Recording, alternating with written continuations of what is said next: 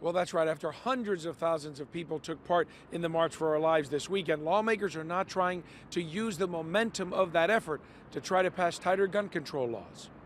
The roundtable discussion brought in gun violence survivors and family members, activists, and medical professionals. Senator Dianne Feinstein says she wants to keep pushing for gun control. We can pass the assault weapons legislation. We can ban bump stocks.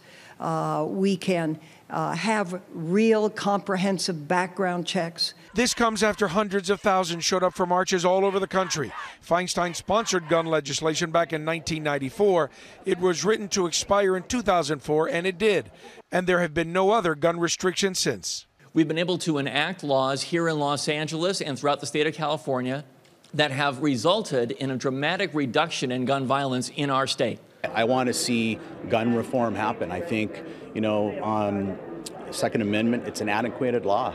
Paul Wilson's wife, Christy, was one of 8 people killed by a gunman at a hair salon in Seal Beach back in 2011. Yes, actually I am more hopeful now. I think we are seeing the youth of our nation is now involved. Feinstein said she does not believe the Second Amendment can be repealed, but feels new legislation she's proposing could save lives.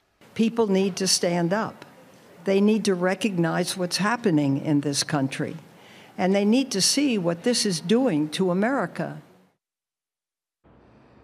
And Senator Feinstein is trying to pass that new legislation, but she's facing some problems in the Senate. She says right now she has 29 co-sponsors, but not a single Republican is on board.